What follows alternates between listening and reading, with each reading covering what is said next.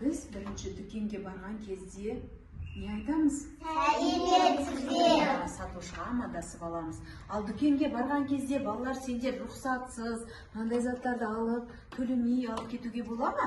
Жоқ. Міндетті түрде не істеу керек? Қайшыту керек. Иә, рұқсатсыз заттарды алып кетуге болмайды. Ондай болса балалар бәріміз экранға назар аударайық. Қазір экраннан адалдық дүкеніне саяхатқа барамыз.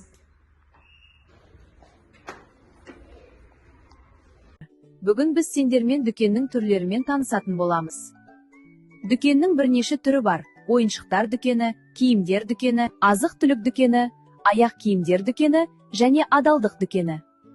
Бүгін сендерге қысқаша адалдық дүкені жөнінде таныстыратын боламын. Ендеше, ең алдымен мына ертегіге назар аударайық. Бір күні әдемі ауылда ерекше дүкен ашылды. Бұл дүкеннің ең қызығы, мұнда сатушы жоқ. Мынаны алғым келеді, бірақ кімге төлеймін? Қарашы, мұнда жазылып тұр ғой. Адал бол, ақшаны мына жерге сал. Ешкім көріп тұрған жоқ, бірақ балалар адал болды. Міне, біздің балаларымыз нағыз адал екен.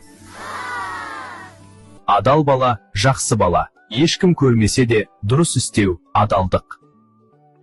Балалар, ертегіде көргендеріңіздей адалдық дүкенінде сатушы ағайда, апайда болмайды екен. Дүкенде тек тәттілер, ойыншықтар, кітаптар, киімдер болды.